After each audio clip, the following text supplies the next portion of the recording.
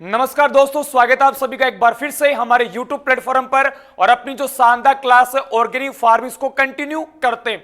और आज की क्लास में बात करने वाले कंपोस्ट खाद के बारे में। तो स्टार्ट करते हैं आज की क्लास को। और स्क्रीन पे आ चुका है कंपोस्ट खाद। क्या आ चुका है? Compost manure. सबसे पहले बात करते हैं कि कंपोस्ट खाद क्या होती है। एक सिंपल सी भाषा में अगर मैं आपको समझाऊं तो जो फसल अवशेष है, जो शहरी कूड़ा करकट है, इन सभी को सड़ा गलाकर जो खाद तैयार की जाती है उसे कंपोस्ट खाद कहा जाता है। बिल्कुल सिंपल सी सरल भाषा में मैंने आपको समझाया है कि फसलों का जो अवशेष होता है, जो अपशिष्ट होता है, जो शहरों का कूड़ा करकट होता है, इन सभी को सड़ा गलाकर जो खाद तैयार की जाती है वही क्या होती है? कंपोस्ट खाद। डिस्कस करते हैं आगे।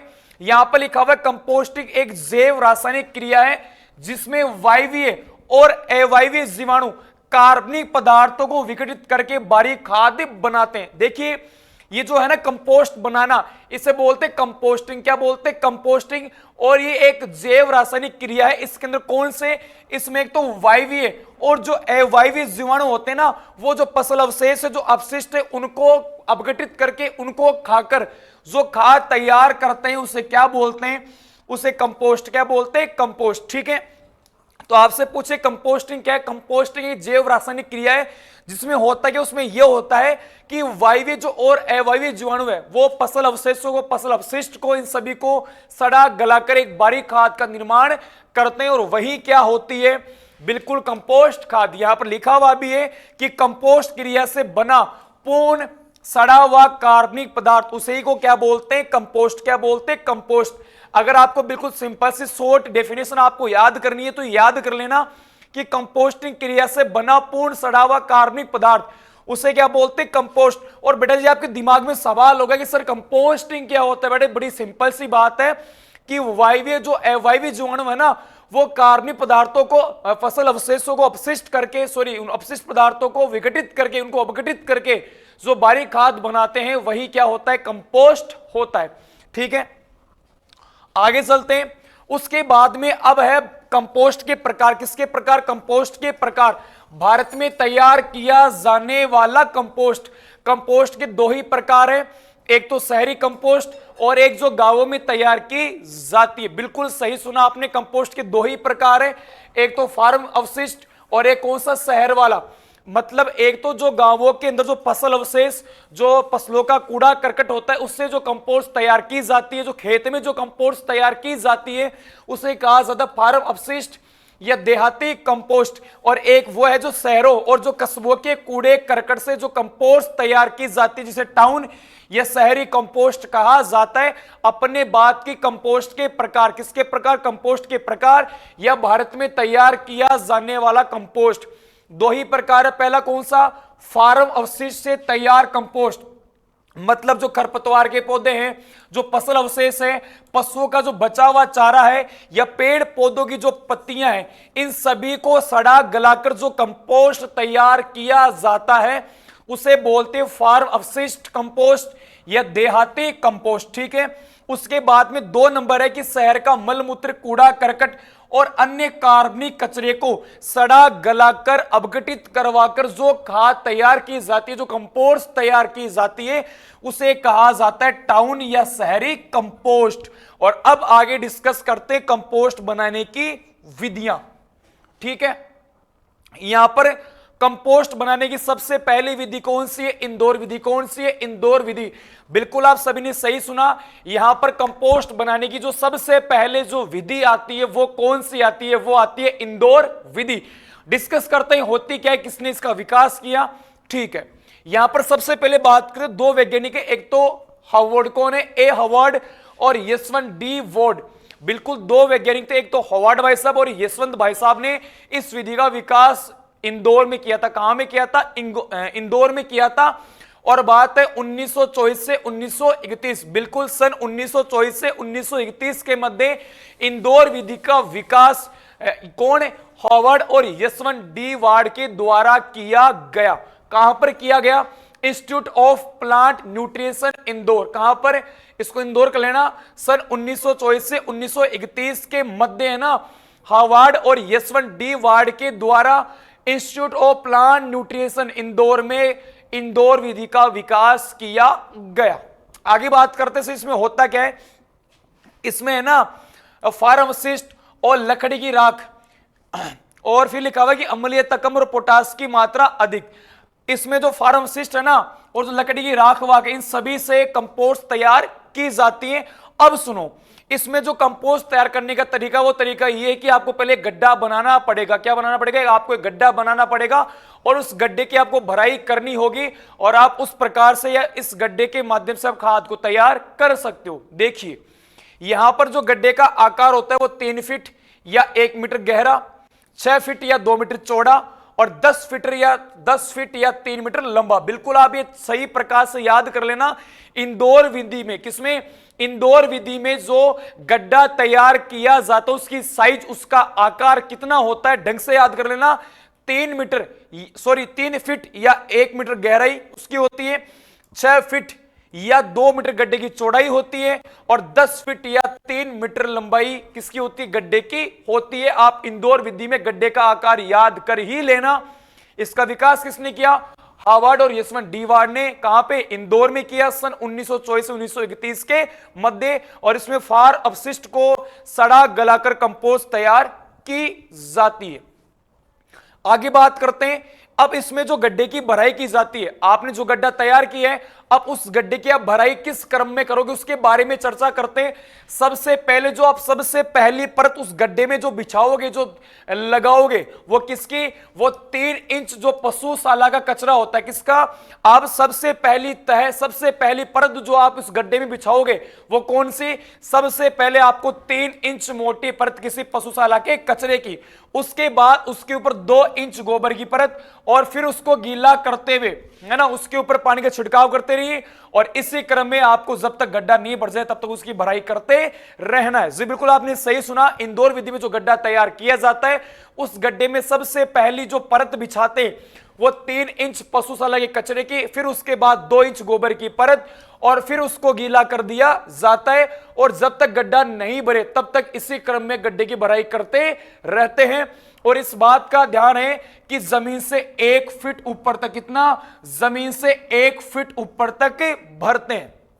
उसके बाद इसकी जो इंपॉर्टेंट जो बात आपको याद रखने वाली है, इस विधि में कंपोस्ट की पलटाई की जाती। बिल्कुल गड्ढे में जो कंपोस्ट ना, उसकी पलटाई की जाती है। देखिए कंपोस्ट की पलटाई बार बार करनी पड़ती है, पानी की आवश्यकता भी अधिक होती है, और इस विधि में नाइट्रोजन का सबसे ज्यादा नुकसान होता है। ये 1 शॉट 1 क्लिक वाला क्वेश्चन है। सवाल क्या? सवाल यह है कि इस कंपोस्ट में, इंडोर विधि में कंपोस्ट की बार बार पलटाई करनी पड़ती है, और जो सबसे इसमें नुकसान वाली बात है वो ये है, इस विधि में नाइट्रोजन का नुकसान, किसका? नाइट्रोजन का नुकसान होता है। उसके बाद में आपने कहा कि सर पलटाई करते हैं तो पहली पलटाई कब करनी चाहिए? गड्ढा भरने के 10 से 15 दिन बाद। कितने? गड्ढा भरने के 10 से 15 दिन बाद पहली पलटाई की जाती। बिल्कुल आप याद कर लेना। इंडोर विधि में, किसमें? इंडोर विधि में गड्ढा भरने के 10 से 15 दिन बाद प्रथम पलटाई की जाती है। दूसरी पलटाई पहली के 15 दिन बाद। कितने दिन बाद? पहली के 15 दिन बाद। और जो अंतिम या जो तीसरी जो पलटाई की जाती है वो कितने महीने बाद? 2 महीने बाद। मैंने आपसे क्या कहा? इंडोर विधि में खाद को पलटा जाता है, खाद की पलटाई की जाती है। तो आपसे पूछ ले कि इंडोर विधि में सबसे पहले पलटाई कब करते? गड्ढा भरने के 15 दिन बाद। कितने? 10 से 15 दिन बाद इंडोर विधि में पहली पलटाई की जाती है। और जो दूसरी पलटाई है वो कब करते हैं? पहली के 15 दिन बाद। आपने जो पहली पलटाई की थी ना 15 दिन बाद, उसके जस्ट 15 दिन बाद कौन सी? दूसरी पलटाई की जाती है। और तीसरी और जो अंतिम पलटाई है वो लास्ट के 2 माह में। कब? 2 माह बाद की जाती है। और ये कंपोस्ट बनाने की महंगी विधि है कि उसमें बार बार पलटाई की भी आवश्यकता पड़ती है, इसमें पानी की आवश्यकता भी ज्यादा होती है। और इस विधि से वायवीय दशा में बिल्कुल 4 महीने में कंपोस्ट तैयार हो जाती। कितने महीने में? 4 महीने में कंपोस्ट तैयार हो जाती है। ठीक है,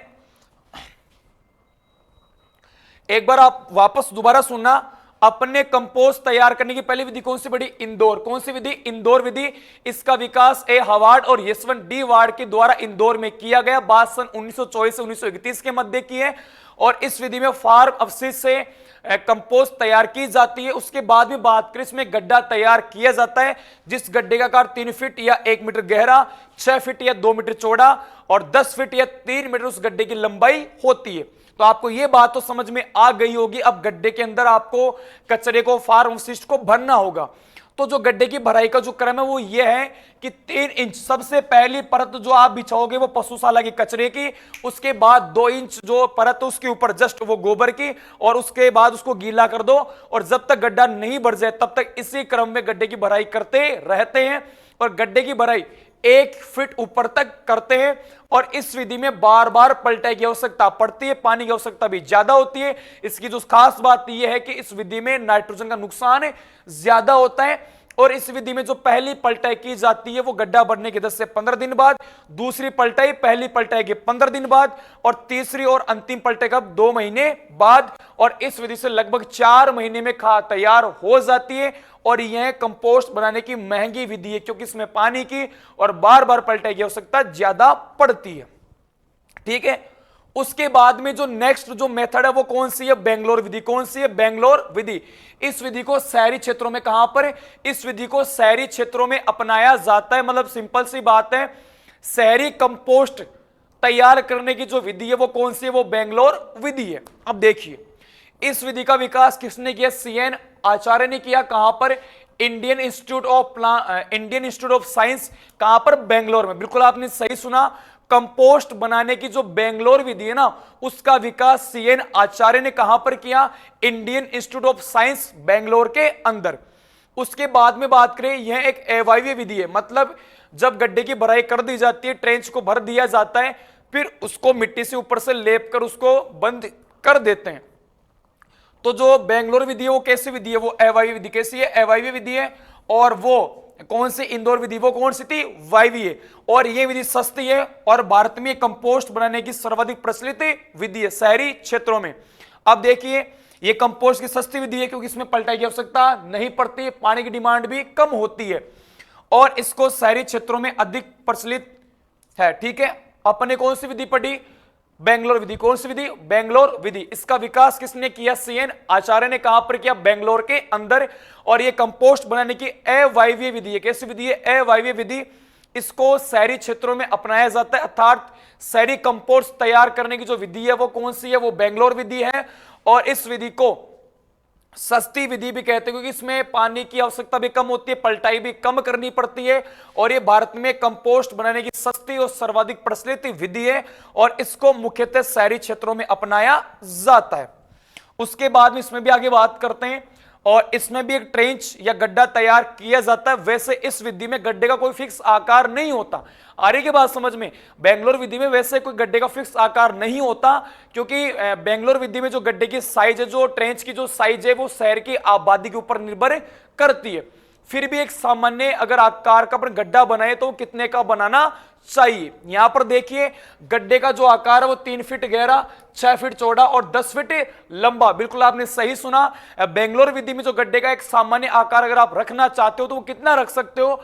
वो 3 फीट तो गहरा, 6 फीट गड्ढे की चौड़ाई और 10 फीट गड्ढे की लंबाई। अब देखो, इसमें एक बात और लिखी हुई है, इसमें जो गड्ढे का आकार होता है वो शहर की आबादी पर निर्भर करता है। मैंने आपको पहले ही बता दिया, इस विधि में गड्ढे का कोई निश्चित आकार नहीं होता है, लेकिन फिर भी आप सामान्य तौर पर अगर आकार रखना चाहो तो आप इतना रख सकते हो, 3 फीट गहरा, 6 फीट चौड़ा और 10 फीट लंबाई। और वैसे इसमें गड्ढे का आकार शहर की आबादी पर निर्भर करता है। उसके बाद में अगर अपन बात करते हैं, अब इसमें भी आपने गड्ढा तैयार किया है तो इसकी भी आप भराई करोगे, तो आप वो कैसे करोगे? देखो, इसमें ट्रेंच की तली में, मतलब जो गड्ढा जो खाई है उसकी जो पहली परत आप बिछाओगे वो सबसे पहले 8 से 10 इंच अवशेष पदार्थ है, जो भी कूड़ा करकट है ना, जो भी अवशेष है, उनकी सबसे पहली परत आप बिछाओगे इतनी 8 से 10 इंच मोटी, और फिर उसके ऊपर 2 इंच मानव विष्ठा की परत बिछाई जाती है ना।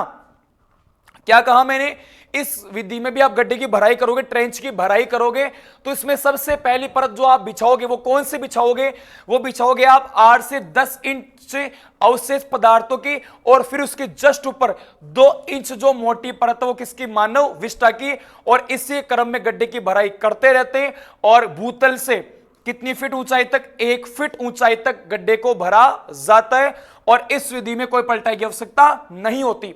जी बिल्कुल आपने सही सुना, बेंगलोर विधि में भी एक गड्ढा तैयार किया जाता है और गड्ढे की भराई की जाती है किस क्रम में, 8 से 10 इंच अवशेष पदार्थों की, फिर उसके ऊपर 2 इंच है ना मानव विष्ठा की, और इसी क्रम में गड्ढे की भराई करते रहते हैं। गड्ढे की ऊंचाई कितनी फीट रखते हैं, 1 फीट, किससे, भूतल से, किससे, भूतल से 1 फीट ऊंचाई तक गड्ढे की भराई करते हैं। और सबसे खास, सबसे इंपॉर्टेंट बात, इस विधि में खाद की पलटाई नहीं की जाती। कौन सी विधि में, बेंगलोर विधि में खाद की पलटाई नहीं की जाती है। बिल्कुल आपने सही सुना। उसके बाद में एक बात और है कि जो इंदौर विधि है ना, उस इंदौर विधि की तुलना में इसमें मेहनत भी कम लगती है और खाद की मात्रा भी क्या होती है, ज्यादा। बिल्कुल आपने सही सुना, इंदौर विधि की तुलना में, किसके, इंदौर विधि की तुलना में इस विधि में जो मेहनत है, जो खर्चा है वो कम भी लगता है, लेकिन खाद की मात्रा भी क्या होती है, ज्यादा। क्या होती है, ज्यादा। बिल्कुल आपने सही सुना। उसके बाद में अगली विधि है नेडेप। कौन सी, नेडेप कंपोस्ट, जिसको महाराष्ट्र के नाडेप काका द्वारा विकसित किया गया। बिल्कुल आपने सही सुना। कंपोस्ट बनाने की जो तीसरी विधि है वो कौन सी है, वो है नेडेप कंपोस्ट। कौन सी, नेडेप कंपोस्ट, जिसका विकास महाराष्ट्र के किसान ने किया था। ठीक है, और इस विधि में क्या होता है, इस विधि में एक पक्का टैंक, इस विधि में एक पक्का या थोड़ा कच्चा टैंक बनाकर खाद को या कंपोस्ट को तैयार किया जाता है। देखिए, महाराष्ट्र के किसान था, क्या था, नाडेप काका। बिल्कुल, महाराष्ट्र के किसान जिसका नाम था नाडेप काका, इनके द्वारा इस विधि को विकसित किया गया था। और सबसे खास बात, इस विधि में पशुओं के गोबर का बहुत कम प्रयोग किया जाता है। ये सवाल आप याद कर लेना, नेडेप कंपोस्ट के अंदर गोबर का कम प्रयोग किया जाता है। अब सुनिए, जो नेडेप कंपोस्ट ये जो खाद तैयार होती है उसमें नाइट्रोजन 0.5 से 1.5%, फास्फोरस 0.5 से 0.9 और पोटेशियम की मात्रा 1.2 से 1.4% होती है।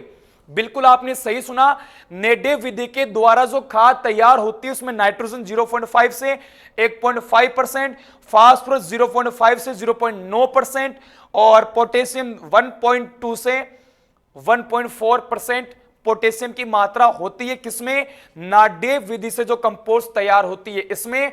और इस विधि में गोबर की मात्रा कम ली जाती है। और इस विधि का महाराष्ट्र के एक किसान थे नाडेप काका, उनके द्वारा इस विधि का विकास किया गया है। उसके बाद में आगे बात करते हैं। मैंने जैसा कि आपको कहा कि इस विधि में एक पक्का टैंक तैयार किया जाता है। क्या तैयार करते हैं, एक पक्का टैंक जमीन के ऊपर तैयार किया जाता है। अब सुनो मेरी बात, ये जो ईंटों का या जो पत्थरों का जो जमीन के ऊपर टैंक बनाया जाता है वो कैसा होता है, वो आयताकार होता है, जिसकी गहराई 3 फीट या 1 मीटर और जिसकी चौड़ाई कितनी, 6 फीट या 2 मीटर और जिसकी लंबाई कितनी, 10 फीट या 3 मीटर। बिल्कुल आपने सही सुना कि नेडेप विधि में, किसमें, नेडेप विधि में जमीन के ऊपर जो टैंक तैयार किया जाता है आयताकार में, उसकी जो गहराई है वो कितनी, 3 फीट या 1 मीटर है ना, और चौड़ाई कितनी, 6 फीट या 2 मीटर और लंबाई कितनी रखी जाती है, 10 फीट या 3 मीटर। अब इसमें भी आप टैंक की भराई करोगे, इसमें भी आपने एक जमीन के ऊपर टैंक बनाया है, मतलब इसमें भी आपको भराई की आवश्यकता है। तो आप भराई को किस क्रम में करोगे, देखो सबसे पहले जो परत आएगी वो 6 इंच किसकी, वानस्पतिक पदार्थों की। बिल्कुल आपने सही सुना, नेडेप विधि के अंदर जो सबसे पहली परत बिछाई जाती है वो 6 इंच मोटी होती है और किसकी, वानस्पतिक अवशेषों की। फिर उसके ऊपर आपको 4 से 5 केजी गोबर को लगभग 120 से 150 लीटर पानी में घोलकर आपको वानस्पतिक अवशेष के ऊपर छिड़काव करना होगा। बिल्कुल आपने सही सुना कि जो नेडेप विधि है ना उसमें सबसे पहले 6 इंच वानस्पतिक अवशेष की परत बिछाई जाती है। फिर जस्ट उसके ऊपर जो दूसरी परत है वो 4 से 5 केजी गोबर को आप लगभग 120 से 150 लीटर पानी में घोलकर उसके ऊपर आप छिड़काव करते हो और फिर उसके जस्ट ऊपर आपको 50 से 60 केजी सूखी छनी मिट्टी को आपको बिछाना होगा और फिर उसको आपको क्या करना है, उसको पानी से गीला करना है और इसी क्रम में आप गड्ढे की भराई करते रहिए। और इस विधि के अंदर भी लगभग जो भराई है वो जमीन से 1.5 फीट ऊपर तक होनी चाहिए, मतलब जो टैंक है ना उस टैंक के भी लगभग 1.5 फीट ऊपर तक भराई होनी चाहिए। कौन सी विधि में? नेडेप विधि में। कौन सी विधि में? नेडेप विधि में। ठीक है, उसके बाद में आगे चलते हैं और एक सवाल जो बड़ा काम का है कि नेडेप विधि में एक टैंक से, किसमें? नेडेप विधि में लगभग एक टैंक से 160 से 175 फीट क्यूब, लगभग है ना कितनी टन? 3 टन के करीब कंपोस्ट खाद प्राप्त होती है। कौन सी विधि में? नेडेप कंपोस्ट में लगभग एक टैंक से लगभग 3 टन के बराबर कंपोस्ट खाद तैयार की जाती है। और इस विधि में कंपोस्ट तैयार होने में लगभग से 3 से 4 महीने का समय लगता है। कौन सी विधि में? नेडेप विधि में जो कंपोस्ट तैयार होने का समय है वो 90 से 120 दिन अर्थात 3 से 4 महीने का समय इसमें लगता है। उसके बाद में इस विधि में 15 से 20 दिन बाद टैंक की पुनः भराई की जाती है, क्योंकि टैंक थोड़ा नीचे जो आपने भराई की है ना, वो जो अपशिष्ट है, जो पदार्थ है, वो थोड़ा नीचे बैठ जाते हैं। तो 15 से 20 दिन बाद टैंक की एक बार फिर से भराई की जाती है, जो खाली मात्रा रहती है। आगे बात समझ में? तो आपसे पूछे 15 से 20 दिन बाद टैंक की पुनः भराई किस विधि में की जाती है? नेडेप कंपोस्ट विधि में। किसमें? नेडेप कंपोस्ट विधि में। और इसमें एक टैंक से लगभग 3 टन के बराबर कंपोस्ट खाद प्राप्त की जाती है। उसके बाद में अगर आप इसमें जो अवयव है, जो आप सामग्री काम है लोगे, वो कितनी लेनी चाहिए एक टैंक के लिए? वो है लगभग 1400 से 1500 केजी वनस्पतिक अवशेष और 90 से 100 केजी गोबर की मात्रा। ठीक है, और उसके बाद में जो सूखी छनी मृदा है वो कितनी? 1750 केजी। और पानी की जो मात्रा है वो लगभग 1500 से 2000 लीटर। और इस विधि में ना उस टैंक के अंदर हमेशा 15 से 20% नमी होनी चाहिए। ठीक है, उसके बाद में अगली विधि कौन सी? एडको विधि। कौन सी? एडको विधि। इस विधि का विकास सन 1921 में इंग्लैंड में हचिंसन और रिचार्ड्स द्वारा किया गया। इसमें एक पाउडर तैयार किया जाता है। किसमें? एडको विधि के अंदर। बात है 1921 की। बात कब की है? बात 1921 की। वैज्ञानिक का नाम था हचिंसन और रिचार्ड्स। इसके द्वारा इंग्लैंड में एक नई विधि विकसित की गई कंपोस्ट बनाने की। बात 1921 में। और इसमें एक पाउडर का विकास किया गया। किसका? पाउडर का। सूखे अपशिष्ट का विच्छेदन करके कंपोस्ट बनाने हेतु स्टार्टर के रूप में 7 केजी पर 100 केजी, मतलब एक ये पाउडर है। और इस पाउडर के द्वारा आप ये जो सूखे अपशिष्ट पदार्थ है, मतलब है ना गोबर के स्थान पर, किसके स्थान पर? गोबर के स्थान पर। किसके स्थान पर? गोबर के स्थान पर। ये जो सूखे अपशिष्ट पदार्थ, जो फसल अवशेष है, इनमें आप गोबर के स्थान पर आप इस एडको पाउडर को काम में ले सकते हो। और लगभग जो 100 केजी जो वानस्पतिक अवशेष, जो अपशिष्ट पदार्थ, उसमें कितना केजी? 7 केजी एडको पाउडर काम में लिया जाता है। चौथी विधि कौन सी? एडको विधि। विकास 1921 में इंग्लैंड में हचिंसन और रिचार्ड्स द्वारा किया गया। इस विधि में क्या होता है कि जो अपशिष्ट पदार्थ है उसमें गोबर के स्थान पर आपको ये पाउडर काम में लेना है। और लगभग 100 केजी अपशिष्ट पदार्थ में आप कितना लोगे? लगभग 7 केजी आप इस पाउडर का यूज कर सकते हो। ठीक है, और उसके बाद में 5वीं विधि कौन सी? मायादास विधि। कौन सी? मायादास विधि। इस विधि का विकास कहां पर किया गया? यूपी में। कहां पर? उत्तर प्रदेश में किया गया। और इस विधि के अंदर आप पौधे के जो कोमल तने भाग है ना, जो तने वाला कोमल भाग है, उन भागों को इसमें काम में लिया जाता है। और इस विधि में पलटाई की आवश्यकता नहीं होती और लगभग 6 से 8 महीने में खाद तैयार हो जाती है। 5वीं विधि कौन सी है? मायादास विधि। कौन सी? मायादास विधि। इसका विकास यूपी में किया गया। और इस विधि में क्या होता है? पौधे के जो तने के जो कोमल भाग होते हैं, है ना, उन कोमल भागों से खाद या कंपोस्ट तैयार की जाती है। इस विधि में पलटाई नहीं की जाती और लगभग 6 से 8 महीने में कंपोस्ट खाद तैयार हो जाती है। एक बार मैं फिर से रिपीट करता हूं पूरी विधियों को, अपन ने क्या क्या पढ़ा। ठीक है, आज का जो अपना टॉपिक था वो था कंपोस्ट। क्या था? कंपोस्ट। कंपोस्ट क्या होती है कि फसल अवशेष या जो शहरी कूड़ा करकट ना, उसको सड़ा गलाकर जो खाद तैयार की जाती है वो क्या होती है? कंपोस्ट। इस क्रिया को बोलते हैं कंपोस्टिंग। और भारत में 2 प्रकार की कंपोस्ट है, एक तो शहरी कंपोस्ट और एक देहाती कंपोस्ट। जो शहरों में तैयार होती है शहरी कंपोस्ट, और जो फसल अवशेष, जो खरपतवार, इन सभी से जो गांवों में तैयार की जाती है वो होती है देहाती कंपोस्ट। उसके बाद इनको बनाने की विधि सबसे पहले कौन सी? इंदौर विधि। विकास ए हार्वर्ड और यशवंत डी वार्ड के द्वारा किया गया। और इसमें जो फार्म अवशिष्ट है उससे खाद तैयार की जाती है। इसमें गड्ढे का आकार 3 फीट गहरा, 6 फीट चौड़ा और लगभग 10 फीट गड्ढे की लंबाई रखी जाती है। ठीक है। इस विधि में पलटाई की बार बार आवश्यकता पड़ती है, पानी की डिमांड भी ज्यादा होती है, सबसे खास बात नाइट्रोजन का नुकसान बहुत ज्यादा होता है। ये महंगी विधि है क्योंकि इसमें पलटाई की आवश्यकता ज्यादा पड़ती है और लगभग इस विधि में 4 महीने में खाद तैयार हो जाती है। उसके बाद बेंगलोर विधि, इसमें पलटाई की आवश्यकता नहीं है, ये शहरी क्षेत्रों में अपनाई जाती है, इसका विकास सीएन आचार्य के द्वारा किया गया। और इसमें जो गड्ढे का आकार है वो कोई फिक्स नहीं है, आप शहर की आबादी के ऊपर डिपेंड करता है। इस विधि में पलटाई की आवश्यकता नहीं पड़ती और इस विधि में खर्चा और श्रम कम लगता है, लेकिन खाद की मात्रा इंदौर की बजाय ज्यादा होती है। उसके बाद नेडेप कंपोस्ट, इसमें एक सीमेंट का टैंक तैयार किया जाता है और उसमें फिर पदार्थों की जो अवशेष है, वनस्पति अवशेष, गोबर, पानी, इन सभी की भराई की जाती है और खाद को तैयार किया जाता है। और इसमें भी लगभग 90 से 120 दिन में खाद तैयार हो जाती है और इसमें एक टैंक से लगभग 3 टन के करीब जो खाद उसकी प्राप्ति होती है। उसके बाद एडको विधि, इसमें जो अवशिष्ट पदार्थ आप काम में लोगे, फसल अवशेष वगैरह, उनमें गोबर के स्थान पर यहाँ पे क्या काम रहते हैं, एडको पाउडर, लगभग 100 केजी के लिए कितना 7 केजी पाउडर यूज किया जाता है। उसके बाद मायादास विधि, ये उत्तर प्रदेश से विकसित है और इसमें जो पौधे की जो कोमल जो भाग होती है, तना होता है, उससे खाद तैयार की जाती है, इसमें पलटाई की आवश्यकता नहीं पड़ती और लगभग 6 से 8 महीने में खाद तैयार हो जाती है। ये थी अपनी आज की क्लास, कंपोस्ट खाद के प्रकार, कैसी विधि वो बनाई जाती है ना, और इसका विकास किसने किया, गड्ढों का आकार कितना होता है, तमाम सवाल यहां से कवर होते हैं। सवाल क्या कवर होता है कि किसने विकास किया, कहां पे विकास किया, गड्ढों का आकार कितना होता है, पलटाई कैसे की जाती है और भराई कैसे की जाती है, सबसे पहले किसकी परत होती है, सबसे बाद किसकी परत होती है, तमाम सवाल आज की क्लास में सोल्व हुए होंगे।